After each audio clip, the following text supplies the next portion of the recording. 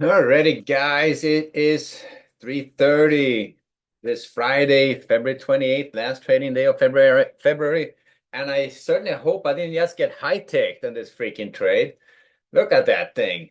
I thought that was a pretty good setup for a rotation back to the mean.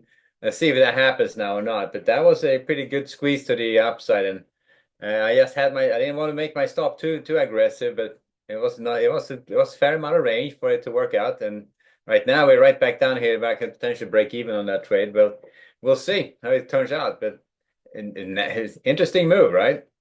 So worth a shot. I mean, the retest of that level definitely late in the day definitely could be the way to go. But let's see if, let's see if I was right. At this point, I just ended up in a loser because they shook me out. But let's see if that turns into a trade or not. Anyway, so today's trading been range bound, a big roller coaster for sure. We've been going down right from the get-go. Then we were right back up and making testing resistance. So then we were right back down here and ran it all down to 58.50s, and then right back up again to the highs. And now we popped the upside, and it looks to me like they may want to take this higher. So I'm not going to be getting short against this one. This could be a short, but I'm already out of that trade. So late in the day, I'm not going to re-engage that level at that point. But one level outside the obvious, right up here to the 59.20s, and it could be a trade setting up. It's just tempted, but as I said yesterday, if I step on it and it gets shaken out, this move to the upside late in the day kind of implies that we may see a little bit more of a squeeze going on here because that was pretty violent and it just didn't work out.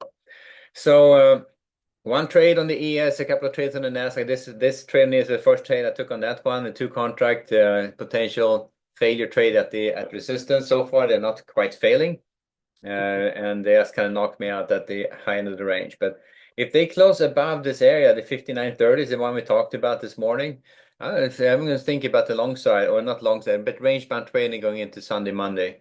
And if they can't, if they hold below it, I'm going to start off still thinking short side of the markets starting on Sunday, Monday. However, I would be looking for early strength. So in other words, I would be looking for retests of these highs, maybe higher to get started, but then looking for short opportunities. So we'll see. At this point, it's like sitting here. We'll see what happens. So we'll see if I was right on my money management call. Let's kind of leave it as it is, not try to make the trade bigger. We'll see how that works out. We'll go back to the ES chart before we're done here. On the NASDAQ and the bond market is not doing much. They've been sideways pretty much more. They're rotating, pretty good rotations on the bonds, but not directionally moving, trading at around 118. So range bound bonds, that's a good sign. So no flight to safety to freak out about. It's pretty much holding in this range. And I would start off range bound on the bond market going into the overnight Sunday, Monday. Look to sell up to the 118.10s, look to buy against the 117.20s for rotations back down. So that's the way I would look at the bond market. Now yields are down, which is a good sign, good for mid and small cap stocks. Even if it's selling off, that's actually a good sign for their revenue. So the lower yields is not a negative for the market by any means. Finally, not finally, but looking at the Nasdaq, same story there. They were a big roller coaster on the Nasdaq as well. They were down in the morning right from the get-go, then retraced all the way up, then right back down again, all the way down to the 480s before they retraced back up here. Now they're up there. Haven't made new highs though. Hasn't started that haven't done that being that aggressive yet. But let's see where they can go from here. I'm still thinking short side of the market. I mean, this feels very much like a fake out to me. Look at the ES is now doing exactly what I hoped they would do. Uh, so let's see here. So that's on the Nasdaq, nice retest failure trade. I didn't want to trade the Nasdaq because it's too volatile. So that would be too easy to get shaken out of. But they haven't quite taken out the highs yet. So right now they're pulling back pretty good. So two trades on the Nasdaq up for 50 on those, and that's about it. Two shakeouts earlier on. That had to get short on this move to the downside. Got knocked out twice, and then they kind of stopped trading. It got too volatile. So that is the Nasdaq. Starting off the same story there, basically looking for early strength.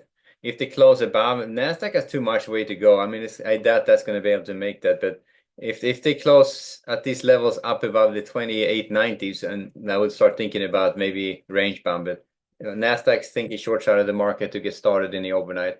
No reason to not do that at this point. Finally, looking at oil and gold, and they are gold range bound to the downside, has not retraced a whole lot, but not going further either. So they're pretty much holding, going sideways here at the 2860s. So range bound trading on gold, looked for traded from the short side. At this point, looking for shorts against the 63s.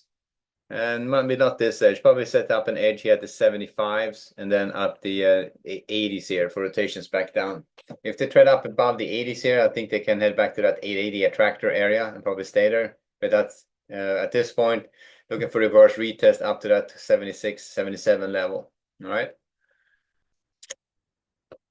Finally, oil. That's range bound, holding in that range, not going anywhere. So that is pretty much a dud. So range bound trading on oil at this point. Look to sell strength up to 70.50. Look to buy weakness all the way down to the 68s.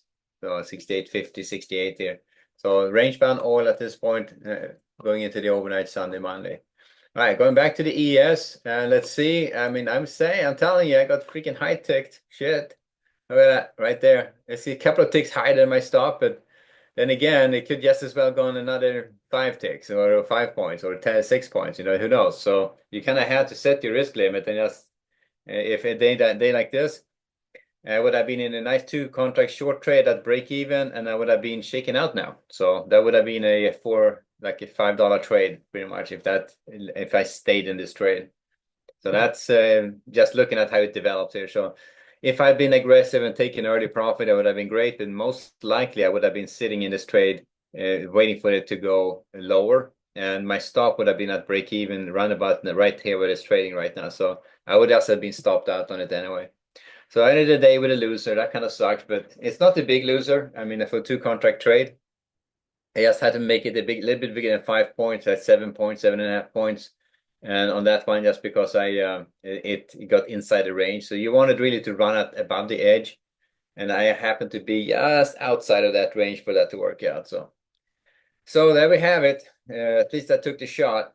And if that would have been one of those things where you have a little bit of selling, profit taking into the close, it would have been a beautiful down to the mean type of a trade. But not so much. All right.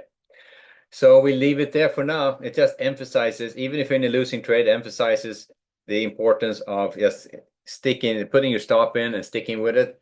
Not trying to be cute about it, not trying to make a trade bigger than it should be. I mean, technically, I could have moved my stop outside this rotation area, the 5920s. But if I did that, it would have been at this 24s, would have been way up here, and I would have been potentially, if they ran it just a little bit higher, and I would have been like $100-some loser instead. So you have to manage risk even if it doesn't work out in your favor. Alrighty, guys.